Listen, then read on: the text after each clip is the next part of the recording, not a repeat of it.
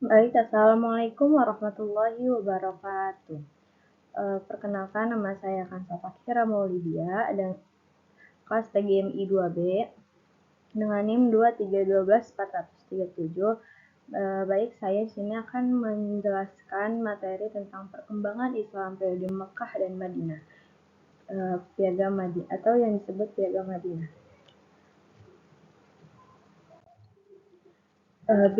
Biografi singkat Nabi Muhammad SAW.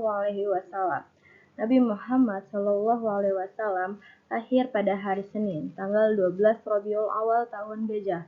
Menurut para sejarawan, tahun Gajah bertepatan dengan 570 atau 571 Masehi.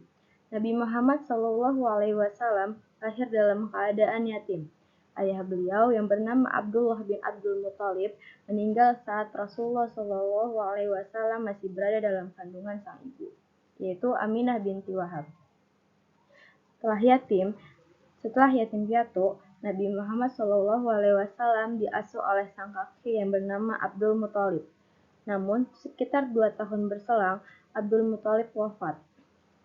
Lalu, pada usia 25 tahun, Nabi Muhammad SAW menikah dengan saudagar, yaitu yang bernama Khadijah binti Khuwailid bin Asad. Khadijah radhiyallahu anhu memiliki nasab yang mulia di tengah-tengah kaumnya. Ia adalah wanita bijak, cerdas, dan segala kehormatan Allah Subhanahu wa taala telah kepadanya. Menurut Ibnu Hisham, mahar pernikahan Rasulullah SAW saat itu berupa 20 ekor unta betina muda. Khadijah radhiyallahu anhu adalah istri pertama Rasulullah SAW dan beliau tidak pernah menikah dengan wanita lain sampai Khadijah radhiyallahu anhu wafat. Yang pertama yaitu perjuangan Nabi Muhammad SAW pada periode Mekah. Yang pertama, dari tinjauan geografis bangsa Arab pada pra-Islam. Jazirah Arab artinya adalah Pulau Arab, dan batas Jazirah Arab sebelah timur berbatasan Teluk Oman dan Teluk Persia. Sebelah selatan berbatasan dengan Laut Hindia. Sebelah barat berbatasan dengan Laut Merah. Sebelah utara dibatasi dengan Syam dan sebagian berbatasan dengan Irak.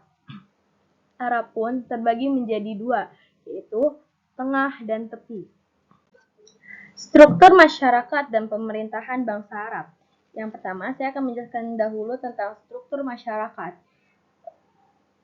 Arab Ba'idah atau orang Arab yang telah musnah. Ada Arab Baqiyah, orang Arab yang masih ada. Dan ada juga Arab Aribah, yaitu mereka adalah kelompok Khatan yang aslinya berasal dari Yaman, atau kabilah Jurhum, Ya'rub, Kahlan, dan Himyar.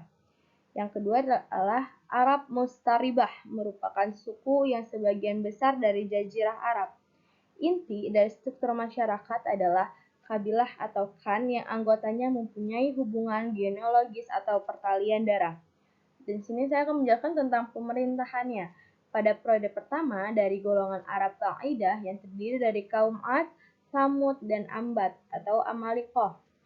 Yang periode kedua adalah pemerintahan Arab Aribah atau Mestaribah yang disebut Qotaniyah. Kerajaannya berada di Yaman. Lalu pada masa pemerintahan Qushay membentuk 5 dewan. Yang pertama adalah Al-Liwa, yang artinya membawa panji-panji perang. Yang kedua, Al-Hijabah, yang artinya memegang kunci Ka'bah. Yang ketiga adalah Al-Rifadah, mengurusi makanan bagi jamaah haji. Yang terakhir adalah Arsigayah, yang artinya melayani minuman bagi jamaah haji. Selanjutnya, ada perilaku bangsa Arab pada pra-Islam. Perilaku bangsa Arab pada pra-Islam, saya dari yang positifnya dulu. Dari positifnya itu, bangsa Arab dahulu yaitu dikenal sebagai bangsa yang jujur dalam perkataan, memiliki keterampilan berdagang dan perniagaan yang terampil, cekatan, dan piawai. Ahli dalam kesusasteraan syair dan puisi. dan mereka sangat menghargai tamu, berani, tangguh, pantang menyerah, dan pantang direndahkan. Yang terakhir adalah pencuri mendapatkan hukuman potong tangan bagian kanan. Dan sekarang saya menjelaskan tentang negatifnya perilaku bangsa Arab pada pra-Islam. Yang pertama itu perilaku pada zaman jahiliyah atau kebodohan dalam akhlak dan akidah. Yang pertama, suka meminum arak. Yang kedua, senang berjudi. Yang ketiga, senang main perempuan dan memandang rendah martabat perempuan. Yang keempat, suka berkelahi atau peperangan. Dan terakhir ialah menyembah berhala. Agama dan kebudayaan masyarakat Mekah pada pra-Islam. Yang pertama ada agama Hanifiyah dari Ibrahim alaihissalam dan Nabi Ismail alaihissalam. Yang kedua ada juga agama pagan, yaitu agama yang penyembah berhala. Yang ketiga adalah agama Nasrani atau Masehi. Ini dari Romawi dan Hasbi. Yang keempat, agama Yahudi dari bangsa Israel dan negeri Asyuria. Yang terakhir adalah ada agama Majusi atau Zoroaster, yaitu agama yang menyembah api. Selanjutnya saya akan menjelaskan tentang perjuangan Nabi Muhammad SAW pada periode Madinah. Langkah-langkah yang dilakukan oleh Rasulullah SAW di Madinah yang pertama ialah 1. Membangun masjid, 2. Mempersatukan suku Aus dan Khazraj, yang ketiga mempersaudarakan kaum Muhajirin dan kaum Ansor, yang keempat adalah penanaman nilai-nilai moral, yang kelima membentuk tatanan masyarakat. Dan strategi dakwah Rasulullah SAW di Madinah, ada 2 faktor yang menyebabkan penduduk Madinah menerima dakwah Rasulullah SAW adalah yang pertama, penduduk Yasrib telah terlebih dahulu memahami agama-agama ketuhanan. Yang kedua, penduduk Yasrib mendambakan kehadiran seorang pemimpin yang dapat mempersatukan suku-suku yang telah lama saling bermusuhan. Dan yang selanjutnya, di Madinah setelah Nabi datang dari Mekah ke Madinah, yaitu adanya Piagam Madinah atau Mistaq Madinah. Lahirnya Piagam Madinah diperkirakan kurang dari 2 tahun Rasulullah SAW tinggal di Madinah. Ini membuktikan bahwa Rasulullah dalam dakwahnya berhasil mengadakan konsolidasi dan negosiasi dengan berbagai kelompok kepentingan di Madinah. Piagam tersebut menjamin kebebasan beragama dari kaum Yahudi, menekankan kerjasama sedekat mungkin di kalangan Islam Muhajirin dan Ansor, menyerukan kepada kaum Yahudi dan orang-orang Islam bekerja sama untuk perdamaian berdasarkan peraturan umum, serta menetapkan kewenangan mutlak kepada Rasulullah untuk menyelesaikan dan menegakkan perselisihan di antara mereka. Setelah terjadinya Piagam Madinah, terjadilah Perang Badar. Peristiwa Badar adalah perang pertama kali dalam sejarah Islam terjadi pada tahun 2 Hijriah atau tahun 624 Masehi di Lembah Badar. Pasukan muslimin kala itu berjumlah 313 orang dengan pasukan kafir Quraisy berjumlah 1.000 orang. Walau dengan jumlah yang jauh lebih sedikit, tetapi pada perang ini umat Islam memperoleh kemenangan di Perang Badar ini. Setelah peristiwa Perang Badar, terjadilah Perang Uhud. Perang Uhud terjadi setahun setelah Perang Badar, yaitu pada tahun 625 Masehi di dekat-dekat Bukit Uhud. Kaum muslimin berjumlah 1.000 orang yang dipimpin oleh Rasulullah SAW, sedangkan kaum kafir Quraisy berjumlah 3.000 orang yang dipimpin oleh Abu Sufyan. Pada perang ini, umat Islam mengalami kekalahan karena lalai terhadap pesan Rasulullah dan tergiur dengan ganimah, yaitu rampasan perang. Jadi di sini orang Islam tuh kalah karena ia tergiur oleh rampasan perang.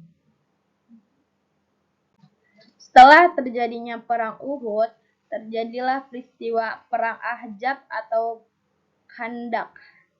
Pada tahun 5 Hijriah, atau 627 Masehi, terjadi pengepungan Madinah Utara selama 27 hari yang dipelopori oleh Bani Nazir dan kaum Quraisy. Atas usul Salman Al-Farisi, dibangunlah parit-parit atau khandak agar musuh sulit masuk ke Madinah. Strategi pertahanan ini membuat musuh tidak bisa melakukan apa-apa dan akhirnya mereka meninggalkan Madinah setelah terjadi badai yang sangat dingin. Dan terdapat pula yaitu Perjanjian Hudaibiyah. Isi dari Perjanjian Hudaibiyah antara lain yang pertama, umat Islam tidak boleh menjalankan ibadah umroh tahun ini.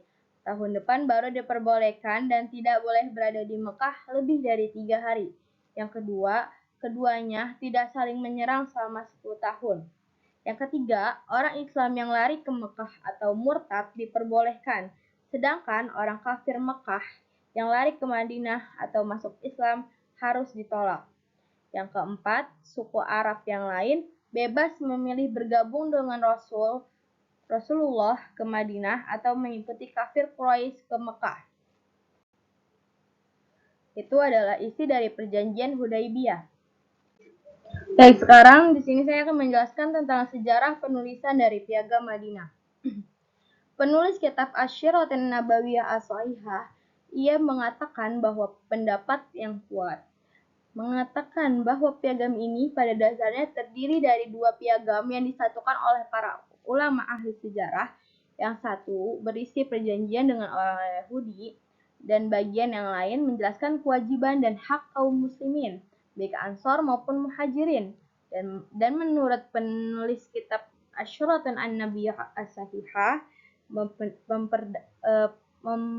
pendapat bahwa pendapat yang lebih kuat yang menyatakan bahwa perjanjian dengan Yahudi ini ditulis sebelum Perang Badar berkobar, sedangkan piagam antara kaum Muhajirin dan Ansor ditulis pasca Perang Badar. At-Tahabari rahimahullah mengatakan, setelah selesai Perang Badar, Rasulullah SAW tinggal di Madinah. Sebelum Perang Badar berkecamuk, Rasulullah SAW telah membuat perjanjian dengan Yahudi Madinah agar kaum Yahudi tidak membantu siapapun untuk melawan Rasulullah. Ataupun sebaliknya, jika ada musuh yang menyerang beliau Sallallahu Alaihi Wasallam di Madinah, maka kaum Yahudi harus membantu Rasulullah Sallallahu Alaihi Wasallam. Dan setelah Rasulullah SAW berhasil membunuh orang-orang kafir Quraisy dalam Perang Badar, kaum Yahudi mulai menampakkan kedengkian dan mulai melanggar perjanjian mereka bersama Rasulullah Sallallahu Alaihi Wasallam. Sedangkan kisah yang dibawakan dalam Sunan Abu Daud rahimahullah yang menceritakan bahwa setelah pembunuhan terhadap Ka'ab bin Ashraf atau seorang Yahudi yang sering menyakiti Rasulullah di Madinah, dan orang-orang Yahudi dan musyrik Madinah mengeluh hal ini kepada Rasulullah SAW. Rasulullah SAW pun mengajak mereka untuk membuat sebuah perjanjian yang harus mereka patuhi. Lalu Rasulullah SAW menulis perjanjian antara kaum Yahudi dan kaum muslimin, dan ada kemungkinan pula ini adalah penulisan ulang terhadap perjanjian tersebut. Dengan demikian, kedua riwayat tersebut bisa dipertemukan. Riwayat pertama yang dibawakan oleh para ahli sejarah yang mengatakan kejadian itu sebelum Perang Badar, dan riwayat kedua yang dibawakan oleh Imam Abu Daud rahimahullah yang menyatakan kejadian itu setelah Perang Badar. Pelajaran yang dapat kita ambil dari Piagam Madinah yaitu yang pertama, piagam ini dianggap sebagai peraturan tertulis pertama di dunia. Yang kedua, para ulama tidak mengatakan bahwa di antara hukum-hukum yang tercantum dalam piagam ini ada yang dinaskah kecuali perjanjian dengan Yahudi atau non-Muslim dengan tanpa kewajiban membayar jizyah atau membayar pajak. Hukum ini terhapus dengan firman Allah dalam surat At-Taubah ayat 29. Yang ketiga, sebagian para ulama mengatakan bahwa hubungan kaum muslimin dengan Yahudi yang terdapat dalam piagam tersebut sejalan dengan firman Allah Subhanahu wa taala dalam Al-Qur'an surat Al-Mumtahanah ayat 8, yang artinya Allah tidak melarang kamu untuk berbuat baik dan berlaku adil terhadap orang-orang yang tidak memerangimu karena agama dan tidak pula mengusir kamu dari negerimu. Dan terakhir, ya, pelajaran kita dapat ambil dari peristiwa Piagam Madinah yaitu piagam ini telah mengatur berbagai sisi kehidupan umat. Baik, sekian dari saya. Kurang lebihnya mohon maaf. Wabillahi taufiq wal hidayah. Wassalamualaikum warahmatullahi wabarakatuh.